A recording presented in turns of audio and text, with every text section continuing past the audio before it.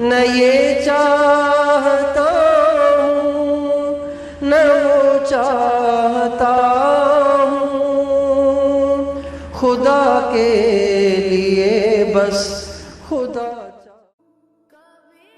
آپ علیہ السلام تشریف فرما تھے، صحابہ بیٹھے ہوئے تھے، آپ نے فرمایا الآن یطلع علیکم رجل من اہل الجنت، ابھی ایک جنتی آئے گا، دیکھنا تم۔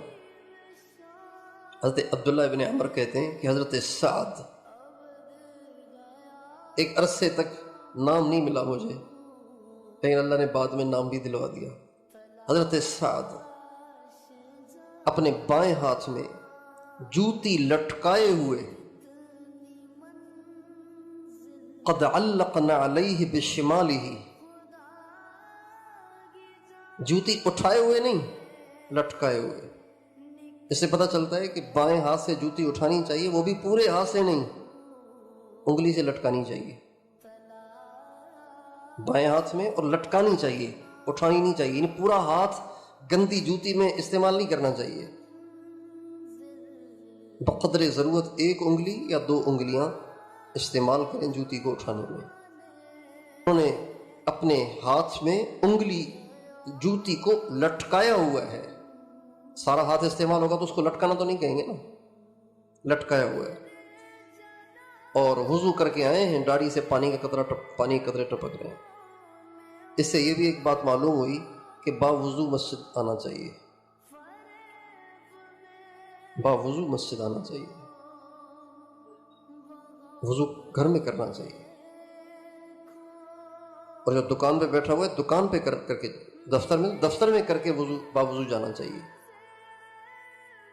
اللہ کے پاس جا رہے ہیں اور بے وضو جا رہے ہیں، اور اللہ کے گھر میں جا کے وضو کر رہے ہیں، جائز ہے، لیکن اپنے آپ سے ہم پوچھیں اچھا لگے گا یہ؟ بھائی محبوب کے پاس جاتے ہیں تو بن سنور کے جاتے ہیں، یا محبوب سے کہتے ہیں میں آپ سے بعد میں ملتا ہوں، پہلے مجھے غسل خانہ دکھاؤ تاکہ میں نہا دھو کے کپڑے پہنوں پھر آپ سے ملوں؟ کتنا برا لگے گا یہ؟ محبوب کے پاس جائیں، تیار ہو کے جائیں۔ جو لوگ عمرے پہ جاتے ہیں نا، تو ایک سفر میں ایک ساتھی جب نکلنے لگے نا وہاں سے، تو ایک جوڑا دھلا ہوا نکال کے ہینڈ کیری میں ڈالا۔ میں نے کہا یہ کیوں؟ کہنے کراچی میں کپڑے بدلیں گے نا، گھر تو پھر جائیں گے نا۔ تو مجھے سمجھ میں آئی یہ بات وہاں کہ بھئی وضو گھر سے کر کے جانا چاہیے۔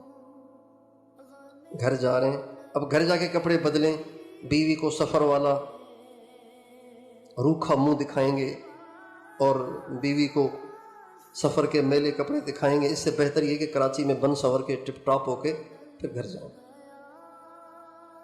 تو گھر تو جائیں ہم بن سنور کے، اور اللہ کے پاس آئیں بے وضو، اور آ کے اللہ کے گھر میں وضو کریں۔ تو حضرت سعد با وضو، داڑھی سے پانی ٹپک رہا تھا، اور بائیں ہاتھ کی انگلیوں میں جوتی کو لٹکایا ہوا تھا، داخل ہوئے اور آ کے بیٹھ گئے۔ اگلے دن پھر ہوا الآن یطلع علیکم رجل من اہل الجنت، ابھی ایک شخص دیکھنا آئے گا، جنتی ہے پکا۔ کا پھر سیم وہی منظر، بائیں ہاتھ میں جوتی لٹک رہی ہے، داڑھی پانی ٹپک رہا ہے، آ کے بیٹھ گئے۔ تیسرے دن پھر یہی ہوا اور یہی سارا۔ تو فرماتے ہیں کہ مجلس برخاست ہوئی تو میں ان کے پیچھے چل پڑا۔ میں نے کہا جی مجھے آپ کے ساتھ کچھ ٹائم گزارنا ہے،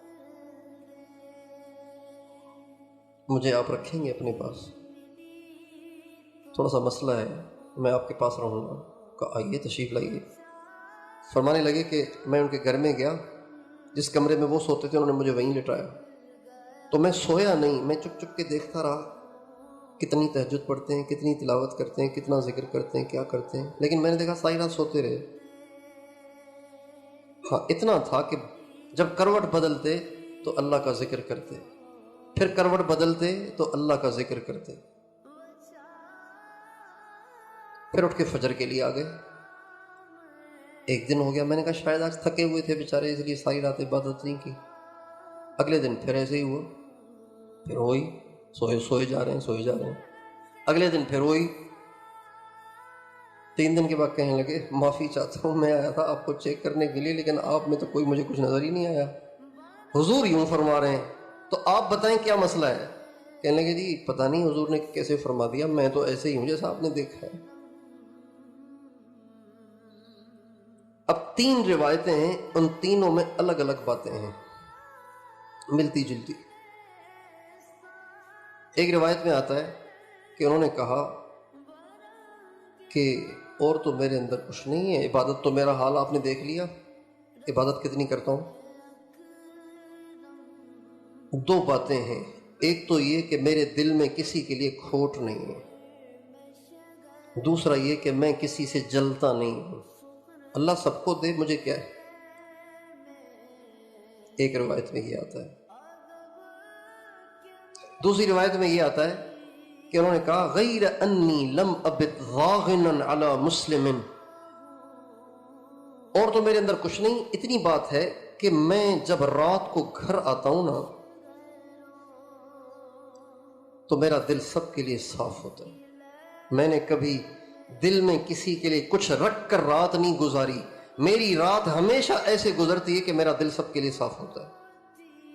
اس سے پتہ چلتا ہے کہ دن کو آخر کچھ ہو جاتا ہوگا، کسی سے کوئی کمی پیشی، لیکن میں رات کو صاف کر لیتا ہوں، رات میری دل کی صفائی کے ساتھ گزرتی ہے۔ اور تیسری روایت میں وہ فرماتے ہیں کہ میرے دل میں کسی مسلمان کی برائی نہیں ہوتی۔ یہ 3 باتیں اور ساری ملتی جلتی ہیں، یہ ہے میری۔ تو حضرت عبداللہ ابن عمر فرمانے لگے ہاں ہاں یہی ہے، یہی جو میں نہیں کر سکتا۔ حضرت عبداللہ ابن حضرت عبداللہ ابن عمر نہیں، عبداللہ ابن عمر ابن عاص رضی اللہ عنہ فرمانے لگے ہاں بس یہی ہے جو میں نہیں کر سکتا۔